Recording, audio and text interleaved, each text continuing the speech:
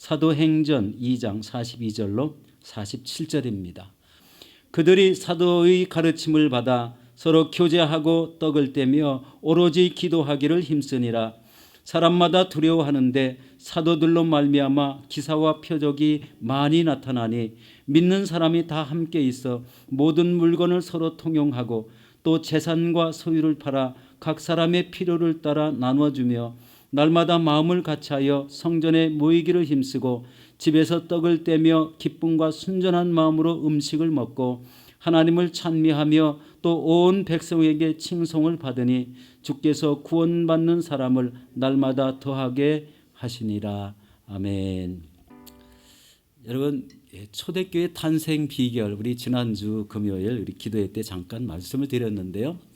초대교회 탄생의 배경은 우리 원대한 하나님의 계획 속에 이제 예수 그리스도께서 우리 부활 승천을 하시자마자 우리 120문도들이 이제 다락방에 모여서 전심으로 기도할 때 그 장소에 성령이 임하고, 그리고 사도 베드로가 나가서 이제 복음을 전할 때 첫 번째 설교를 했을 때 3,000명이 주께로 돌아오는 놀라운 역사가 일어났습니다. 이게 초대교회의 시작입니다. 여러분, 이 초대교회는 이 특징이, 오늘 말씀을 보니까 특징이 있는데, 여러분 그 특징은 사도들이 말씀을 가르치고 또 교제하며 떡을 떼고 전혀 기도에 힘썼다고 말씀하고 있습니다. 사도들이 말씀을 가르쳤다. 이 말씀 신앙으로 먼저 성도들을 이끌었다는 것입니다. 우리 성령의 충만함을 받은 120명의 그 성령님과 함께하는 그 역사가 우리 말씀을 들을 때 말씀이 마음에 새겨지고 그 말씀을 받은 사람들이 놀라운 변화가 있었다는 것을 우리가 예측할 수가 있습니다. 여러분, 이 교회를 여러분 에클레시아라고 하죠. 에클레시아. 이 말은 세상으로부터 부름받은 사람들의 모임이라는 뜻입니다. 이게 교회입니다. 우리는 초대교회를 살펴보면은요, 바로 이 사도들을 통해서 많은 기사와 이적들이 나타났다. 오늘 우리가 읽었던 본문 중에 우리 43절에 그렇게 나옵니다. 사람들이 두려워하는데 사도들로 말미암아 기사와 표적이 많이 나타났다. 이 사도행전이 바로 사도들의 역사하심이 나타나는 행전이지 않습니까? 바로 오늘 이 사도들의 역사가 얼마나 위대했던지 말씀으로 놀라운 변화가 일어났고, 그리고 성령을 통해서 깨닫게 하심을 통해서 성도들도 많은 변화가 일어났고, 그리고 그들의 행동이 변화되고 삶이 변해서 우리 많은 아름다운 열매를 맺혀나가는 초대교회의 성도들의 모습을 볼 수가 있습니다. 오늘 저는 이 본문에 의지해서 우리 초대교회의 특징이라는 이런 제목으로 함께 은혜를 나누도록 하겠습니다. 우리 첫 번째 특징은 말씀과 기도의 삶이었습니다. 우리 42절 함께 보도록 하겠습니다. 그들이 사도의 가르침을 받아 서로 교제하고 떡을 떼며 오로지 기도하기를 힘쓰니라. 여러분, 사람의 가치는 어디에 있다고 생각합니까? 우리 홍성곤 목사님이 쓰신 제가 책을 잠깐 봤는데요. 섬기며 다스리는 사람이라는 책을 썼습니다. 우리 열방대학을 운영하셨고 이제 우리 많은 일들 네이션 체인저라는 이런 강의를 그동안에 많이 하신 분입니다. 그분의 그 책 속에 보니까요, 우리의 가치는 하나님의 형상대로 지음을 받은 것에 있다라고 이렇게 표현했습니다. 우리 창세기 1장 26절 나오는 그런 말씀이죠. 여러분, 그리고 하나님의 아들이신 예수 그리스도가 내 대신 십자가에 죽게 하실 정도로 우리는 가치가 있는 사람이다라고 이렇게 말씀하셨습니다. 여러분, 내가 중직이라고 해서 그것 때문에 가치가 있겠습니까? 여러분, 내가 목사이고 전도사라고 해서 그것이 가치가 되겠습니까? 내가 하는 일들을 통해서 나의 가치를 말해줍니까? 여러분, 성도가 1,000명이 모인 교회가 있고 50명이 모이는 교회가 있습니다. 그러면 그 교회의 가치는 다른 것일까요? 예스, 노 답변이 없으시죠? 예. 여러분, 가치는 없습니다. 가치가 있다는 것은요, 뭐가 다른 것은 없습니다. 모두 다 똑같다는 겁니다. 왜냐하면 세상 모든 사람들은 사랑을 받을 만한 가치가 있고 존중이 여김을 받을 수 있는 자격을 가지고 있습니다. 왜냐하면 우리 모두가 하나님의 형상을 지니고 있기 때문이라는 것입니다. 이 하나님의 형상이 우리 모두에게 있기 때문에 높고 낮음이 없고 많고 적음이 없다는 겁니다. 지위에 높다고 해서 그 가치가 높은 것이 아니라는 것입니다. 아무리 지위가 낮고 지위가 높더라도 하나님이 주신 형상은 동일하다는 거예요. 그렇기 때문에 높낮이가 없고 그리고 많고 적음이 없다는 것을 말씀을 드리는 것입니다. 그런데 중요한 것은 우리 믿음의 사람들은 더욱 그 가치를 빛나게 하는 것이 있는데 그것은 바로 하나님의 말씀을 가지고 변화된 삶을 살아갈 때 그 가치가 더욱더 빛난다는 것입니다. 믿으십니까? 여러분, 사도들의 가르침을 받았다는 것은 말씀 중심으로 신앙생활을 했다는 것입니다. 이것은 하나님의 말씀을 깨달아 내 신앙을 말씀 위에 세우고 그 말씀대로 실천하는 삶을 살았다는 것입니다. 이를 통해서 영혼이 바로 세워지고 또 성숙한 신앙을 가지고 복음 전파와 선교와 어려운 이웃을 사랑으로 섬기는 일을 감당하게 되었습니다. 바로 이 믿음의 큰 틀, 중요한 것, 복음 증거, 선교의 사명, 그리고 어려운 이웃을 사랑으로 섬기는 것, 이것이요, 믿는 사람들이 거의 대부분이 이 안에 있어야 됩니다. 그리고 교회 안에서는 뭐가 있어야 돼요? 충성입니다. 헌신과 충성과 하나님의 말씀에 순종하는 삶입니다. 이 믿음의 삶의 틀이 이렇습니다. 교회 안에서 해야 될 일이 따로 있고 세상에 나가서 해야 될 일의 성도의 삶이 이렇게 규정되어 있다는 겁니다. 중요한 것은 말씀의 변화를 받은 사람의 모습이 나타나는 그런 모습 중에 바로 선한 행실이 충만하게 나타나는 것이 성도의 삶입니다. 여러분, 밖에 나가서 선한 행실을 하고 계십니까? 이 선한 행실 중에 영혼을 구원하여 주께로 인도하는 것이 가장 큰 선행입니다. 하나님을 알지 못하는 영혼을 구원으로 인도한다는 것, 얼마나 큽니까? 한 영혼이 영생을 가진 사람으로 변화될 수 있다는 것, 바로 이것같이 최고의 가치를 지니는 것은 아마 없을 겁니다. 바로 이런 모습 속에 우리의 가치를 가장 크게 느끼는 것은 뭐라고요? 하나님의 말씀 듣고 즉시 실천하는 삶을 통해서 자신의 변화된 삶, 그 모든 것을 집중해서 하나님 앞에 영광을 돌리는 삶을 살아야 된다는 것입니다. 그리고 두 번째로 강조된 말씀이 바로 오로지 기도에 힘썼다라는 말씀입니다. 이 오로지 전혀 다른 것에 집중하지 않고 기도하는 데 전심을 기울였다는 겁니다. 오로지 기도에 힘썼다. 여러분, 지금 어려운 시기에 여러분 기도의 제목이 무엇입니까? 내 문제입니까? 아니면 내 영혼에 대한 것입니까? 또 다른 사람들을 위해서 또 어려운 이웃을 위해서 간구하고 있습니까? 여러분이 기도하는 포인트를 보면은요, 무엇이 하나님의 뜻에 가까운지를 금방 이렇게 깨달을 수가 있습니다. 오로지 기도에 힘쓰는 삶은 하나님과 가장 친밀한 관계를 가질 수 있는 지름길입니다. 오로지 하나님 앞에 매달리는 이런 기도의 삶이 하나님이 가장 기뻐 받으시고 그 속에서 하나님의 말씀을 크게 깨달을 수 있고 하나님의 마음을 내 가슴에 간직할 수 있는 귀한 시간이 바로 오로지 기도에 힘쓸 때 그런 마음들이 임하게 됩니다. 지금 이 시대에 하나님의 마음은 어떤 마음이실까? 이 코로나가 전 세계에 이렇게 확진이 되어 나가고 그중에 많은 사람들이 죽어가고 있는 이 시기에 하나님의 마음은 어떤 마음을 가지고 계실까? 혹시 여러분 한번 그것을 놓고 기도해 보신 적이 있습니까? 이 하나님의 마음도 답답하실 것 같습니다. 이 성전문이 닫혔다는 것에 대해서 성전은 하나님의 몸이고 하나님이 좌정하고 계시는데 성전 출입이 제한되어 있고 빅토리아주에서는 아직도 한 번도 성전문이 열리지 않았다고 합니다. 얼마나 답답할까요? 성전 예배를 사모하고 성전에 나와서 기도하기를 원하는 이런 성도들이 있는데 하나님의 마음도 굉장히 좀 답답하지 않으실까 이런 생각을 해봤습니다. 더더욱이 이런 시기에 영혼이 구원되고 주께로 돌아오는 숫자가 그렇게 많지 않다는 것, 거의 전혀 없다는 것을 생각할 때 더욱더 하나님께서는 이 답답한 마음을 가지고 계실 거다라는 이런 생각을 해봤습니다.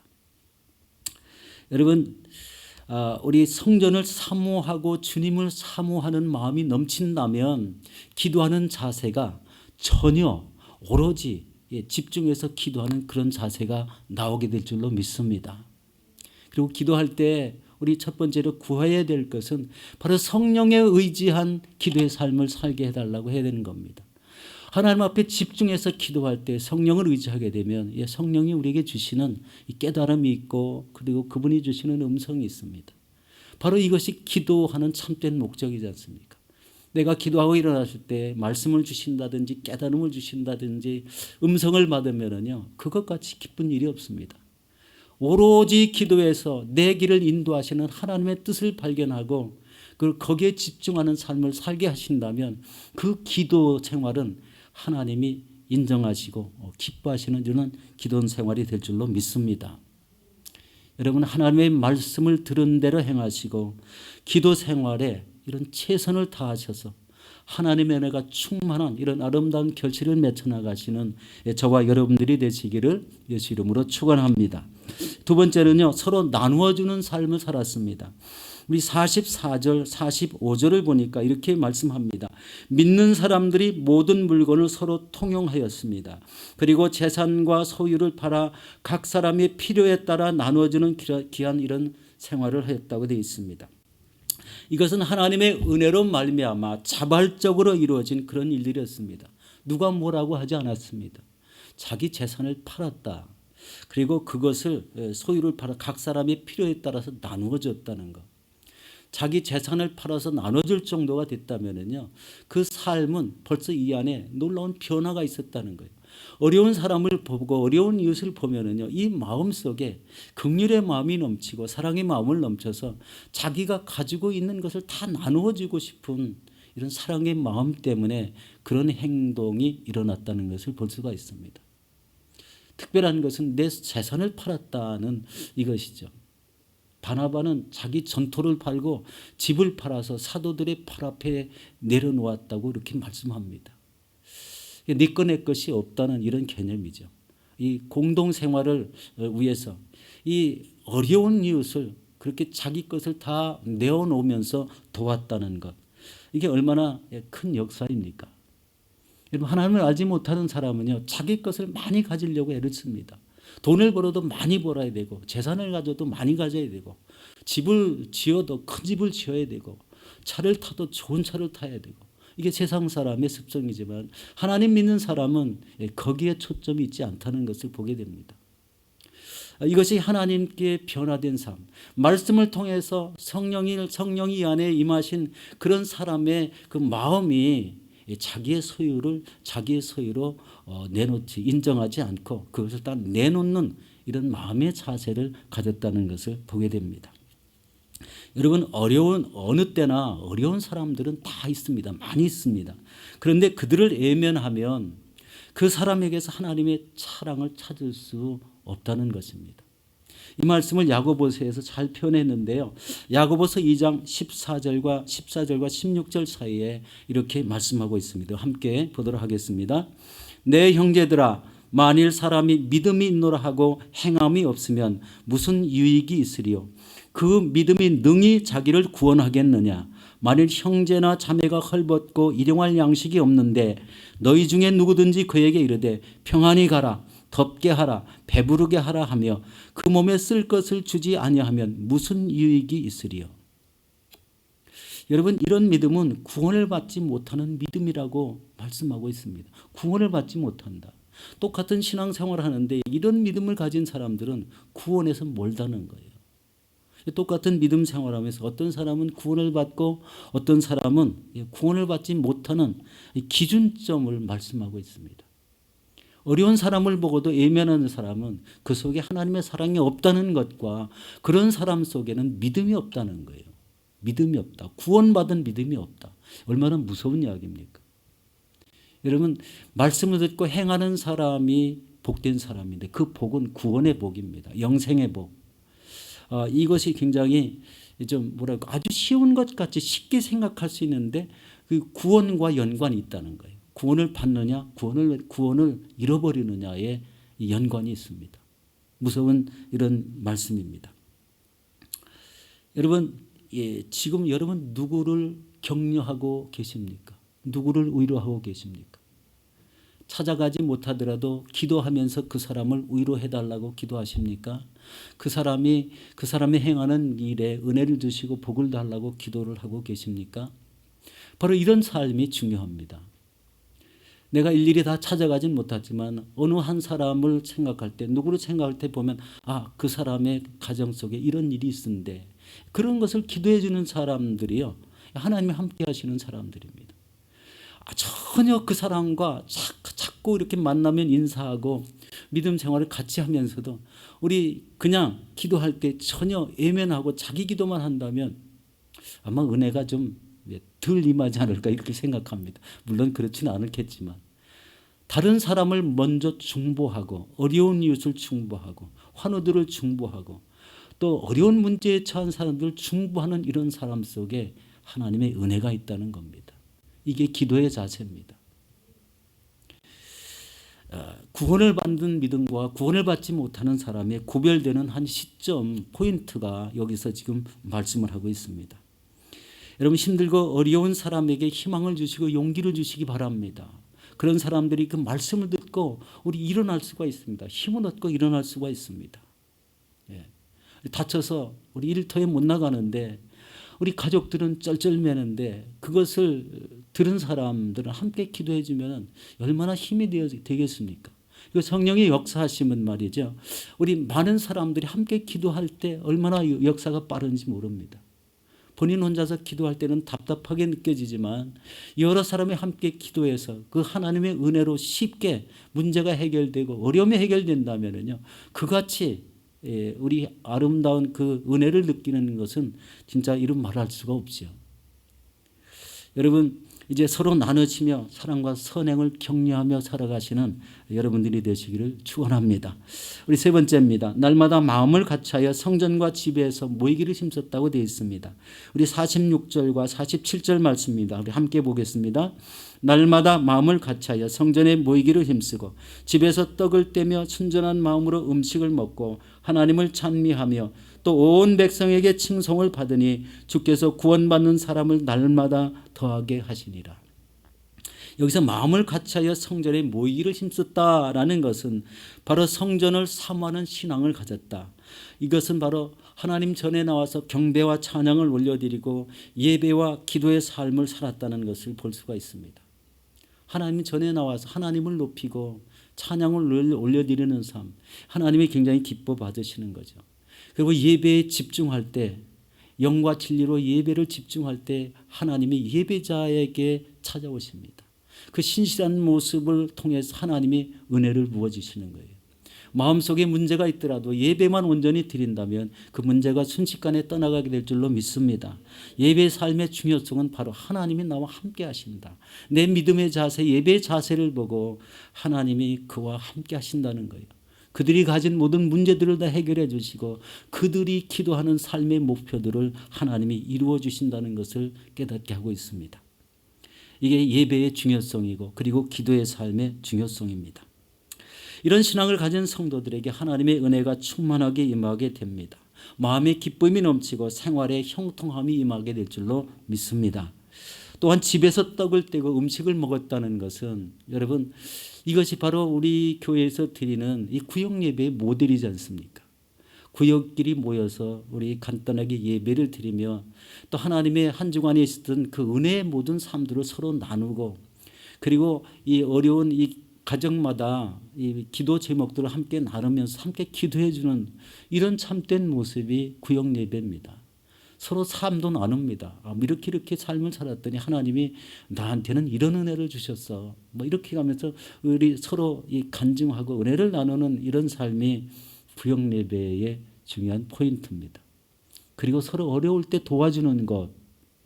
예, 어려운데 혼자 할 수는 없습니다. 그러나 구역지교가 와서 함께 도와주면은요, 얼마나 좋은지 모릅니다.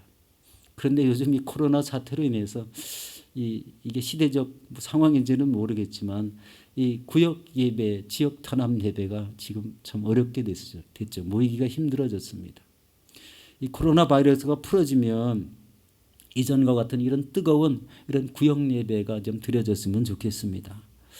이런 것이 믿음 생활, 우리 신앙 생활에 우리 활력을 풀어주는 요소가 되고 나만 혼자가 아닌 여러 구역 식구와 함께 삶을 나누고 어려운 점을 나누고 서로가 격려하고 위로하는 가운데 믿음이 더 성숙해진다는 것을 생각하게 됩니다. 여러분, 이렇게 성도들이 하나님 중심, 말씀 중심, 또 사랑을 실천하는 삶을 통해서 안 믿는 사람들을 주께로 인도할 수가 있습니다. 그리고 이를 통해서 큰 부흥의 역사도 이뤄낼 수가 있습니다. 성전만 들어오면 무슨 일이 일어날 것 같아요. 막 뜨겁게 찬송이 일어나고 하나님을 높이고 찬양하는 소리가 은혜롭고 기도 소리가 우리 뜨겁고 열정이 있고 바로 이런 교회가 부흥의 역사가 일어나는 교회입니다. 우리 교회가 그런 때가 있었습니다. 엄청난 역사죠. 그러나 우리도 앞으로 우리의 신앙을 함께 연합해서 가다듬어 나가면 이런 초대교회와 같은 이런 역사들이 끊임없이 일어나게 될 줄로 믿습니다. 이 초대교회가 한동안 부흥을 하다가 갑자기 핍박받는 사태가 나오죠. 우리 핍박을 받을 때 어떻게 됐죠? 빌립 집사는 사마리아 땅에 나가서 여러분 복음을 전하고 놀라운 치유 역사를 이루는 그런 역사도 있었습니다. 흩어진 성도 중에 저 안디옥에 가가지고 교회를 세우는 역사도 생겼습니다. 그 안디옥 교회에서 어떤 일이 났습니까? 사도 바울과 바나바가 세움을 받아서 우리 첫 번째 선교사로 파송되고 또 사도 바울은 2차, 3차 우리 선교 여행을 통해서 많은 이방 땅에 나가 교회를 세우고 복음을 전하는 이런 놀라운 역사가 있었습니다. 이게 하나님의 뜻입니다. 바로 이를 통해서 어떤 일이 생겼습니까? 전 세계 모든 이방 땅에 주의 복음을 증거되게 되고 그리고 그 복음을 받아들이는 사람이 전 세계에 무수히 하나님의 사람으로 세워지게 되고 세워지는 곳마다 우리 성전이 건축되는 놀라운 역사가 생겨나고 있습니다. 지금은 좀 많이 줄어드는 그런 우리 가운데 있죠. 특별히 유럽에서 이제 성전이 줄어들고 성도 수가 줄어들고 이게 전 세계적인 현상이 되었습니다. 그렇지만 그것이 중요한 것이 아닙니다. 지금도 우리가 이것을 하려고 작정한다면 나가서 복음을 전한다면 이런 놀라운 구원의 역사와 함께 교회의 부흥이 이루어지는 놀라운 은혜를 체험하게 될 줄로 믿습니다. 여러분 이런 것을 보면서 이 초대교회의 모습이지만 지금도 이것을 모델로 신앙생활을 한다면 우리 교회도 날마다 부흥의 역사가 일어나게 될 줄로 믿습니다. 여러분 하나님의 말씀을 삶에 잘 적용하고 실천할 때 우리 개인적인 변화도 일어나지만 한 나라도 변화될 수가 있습니다. 여러분 잘 아시는 노르웨이라는 이런 나라가 있습니다. 과거 200년 전만 해도 노르웨이는 아주 가난한 나라였습니다. 대부분 국민들이 문맹이었고 그리고 대부분의 국민들에게 자유가 제한되어 있어서 다른 지역으로 여행을 할 때 되면 통행증을 받아야 했다고 합니다. 참 굉장히 통치도 좀 이상했고 사람들은 문맹이 많아서 교육 수준이 낮은 이런 삶을 살았다는 거죠.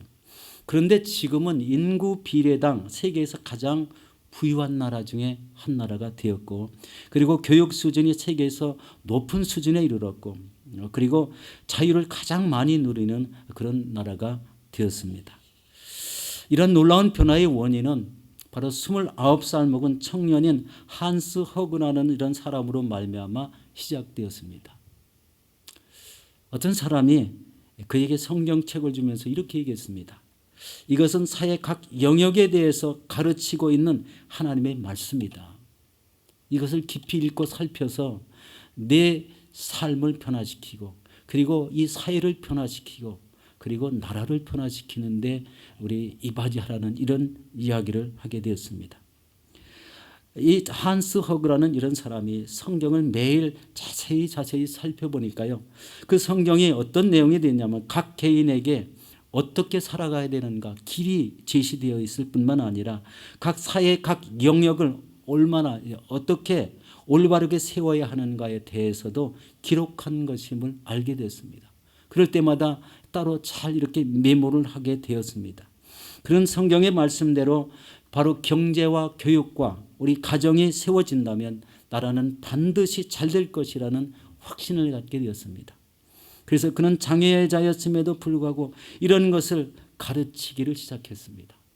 바로 가르치기를 애쓰는데 그의 가르침, 그게 그의 그 연령대에서 이게 다 이루어진 게 아니었습니다.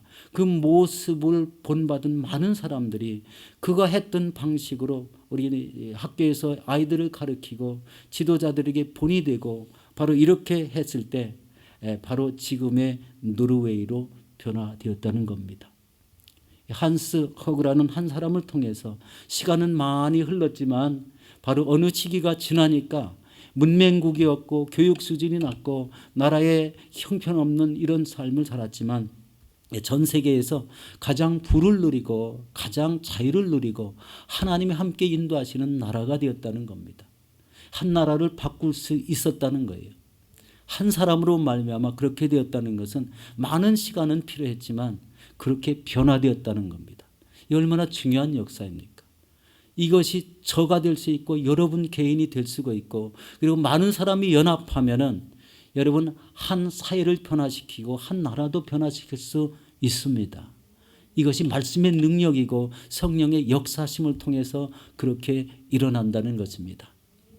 여러분 초대교회가 왜 부흥이 되고 왜 구원의 역사가 빨리 일어났는가? 그것은요 소수의 한두 사람만 변화된 게 아니라 말씀을 들은 사람들이 말씀으로 살고자 변화를 받았고 그리고 나가서 예수 그리스도가 이런 사람이다. 예수 그리스도를 믿으면 구원을 얻는다는 이 복음을 증거하는 삶을 살았기 때문에 급속하게 3,000명이 구원으로 돌아오고 5,000명이 구원으로 돌아오고 그 이후에는 수도 셀 수 없는 무리들이 변화되어서 주께로 나오는 역사 때문에 초대교회에 놀라운 은혜가 있었고 큰 부흥의 역사를 이루게 되었습니다. 여러분 우리 교회는 지금 오세아니아를 품은 교회입니다.